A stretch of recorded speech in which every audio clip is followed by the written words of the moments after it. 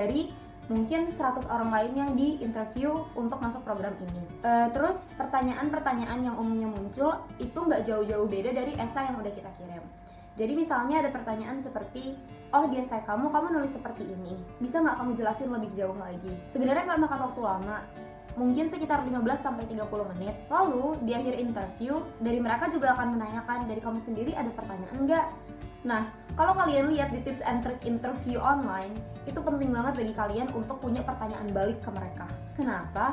Karena mereka pengen tahu sebenarnya kamu tuh beneran ambisius nggak sih? Kamu tertarik nggak sih? Apakah kamu puas dengan informasi yang ada di online? Atau apakah kamu pengen bertanya lebih jauh gitu? Jadi misalnya kalau kamu muslim gitu, kamu bisa nanya, kalau misalnya saya sekolah di universitas ini, apakah di kafetarianya ada menu halal? Nah itu hal-hal yang bisa ditanya. Atau ada teman aku yang dia Katolik, terus Christmas itu nggak tanggal merah kalau misalnya di Jepang. Jadi mungkin bisa ditanyakan hal-hal seperti itu, apakah Christmas Eve atau Christmas Day kalau misalnya ada kelas saya bisa ke gereja. Menurut aku dengan kamu menanyakan balik sebuah pertanyaan-pertanyaan itu, itulah yang bisa bikin kamu beda dari calon-calon mahasiswa lainnya. Begitu selesai interview, kalian akan nunggu lagi nih beberapa minggu mungkin, lalu nanti kalian akan dapat email yang menyatakan antara kamu lolos atau tidak lolos di program yang kamu inginkan. Begitu. Terus beasiswanya kapan? Jadi tadi kan ini masalah daftar ke universitasnya. Tiap universitas itu pendaftaran beasiswanya berbeda. Ada yang pendaftaran beasiswanya itu sekaligus dengan pendaftaran kirim berkas yang pertama, tapi ada juga universitas-universitas yang meminta kalian keterima dulu baru kalian apply beasiswa lagi. Nah waktu itu aku apply di Tokyo University, Osaka University, Nagoya University, dan Tsukuba University. Dari 4 ini, Tokyo aku nggak lolos tes berkas, jadi aku nggak sempet, udah nggak ada kesempatan untuk meminta beasiswa.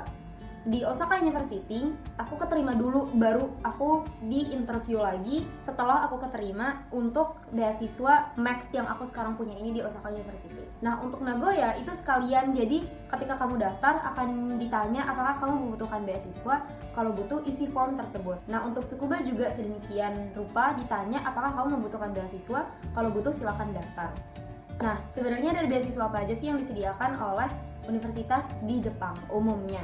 Yang pertama yang aku punya, Max. Itu adalah beasiswa yang paling umum. Pasti ada banyak yang mikir, Max itu harus belajar bahasa Jepang dulu dong? Enggak. Nah ini tuh benar-benar tergantung universitas kamu pengen merekomendasikan kamu untuk beasiswa ini atau enggak. Nah kalau misalnya mereka tidak merekomendasikan beasiswa Max untuk kamu, ada pilihan beasiswa lain yang paling umum adalah beasiswa yang langsung ditawarkan oleh kampus. Umumnya 60.000 yen, tapi enggak nge-cover tuition. Nah itu 60.000 dapat untuk living cost, dan kalau ditanya cukup atau enggak, ini cukup, tapi mungkin perlu ngambil part-time sampingan, karena bayangin aja kalau misalnya apartemen itu udah 35.000, itu yang udah paling bagus, yang paling murah, berarti otomatis living cost kamu udah kepotong setengah, dan kamu harus menggunakan sisa 25.000 itu untuk survive selama sebulan.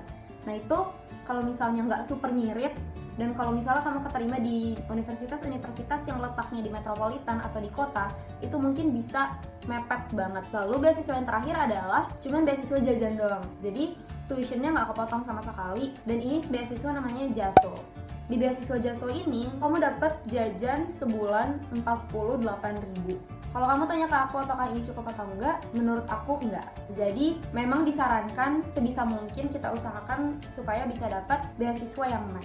Menurut aku, kalau misalnya kamu bisa dapat beasiswa ini, kamu udah nggak harus bayar SPP, mungkin nggak perlu lagi dapat kiriman uang dari orang tua kamu, dan ini tuh benar-benar bisa akhirnya rasanya yang namanya belajar tapi dibayar. Dan siapa sih yang gak mau kuliah di Jepang secara gratis, tinggal di luar negeri dengan expense yang udah full ke cover? Apakah ada beasiswa lainnya? Ada, banyak banget. Aku pribadi ingin ngomong kalau misalnya sebagai mahasiswa Indonesia, kemungkinan kita mendapat max itu sebenarnya besar, sama seperti mahasiswa dari Vietnam yang notabene emang developing countries, dibandingkan dengan mahasiswa-mahasiswa yang datang dari negara-negara Amerika atau Eropa yang dipandang living expense mereka di negara tersebut itu jauh lebih dari cukup kalau misalnya dibawa ke Jepang.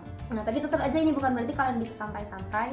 Ini adalah sesuatu yang harus kalian kejar dengan kerja keras dan doa. Pokoknya penting banget untuk nggak meremehkan kemungkinan-kemungkinan yang ada. Nah, kalau misalnya menurut kalian informasi ini masih kurang lengkap, terutama bagi kalian yang pengen daftar untuk master atau doktor, kalian bisa langsung ke Japan Education Fair. Kalau nggak salah tahun ini akan dilaksanakan sekitar bulan Oktober.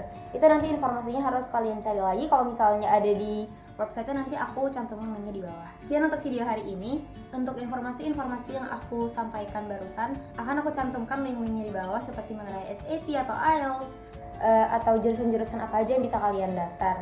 Nah, kalau misalnya ada pertanyaan-pertanyaan lebih lanjut seperti gimana sih perkumpulan mahasiswa Indonesia di sana, atau bagaimana sih komunitas Islam di sana, terus gimana sih teman-teman kita yang orang internasional ngelihat aku sebagai orang muslim yang menggunakan jilbab. Kalau kalian kepo nih dengan pengalaman-pengalaman aku, bisa kalian langsung tulis aja di comment section di bawah.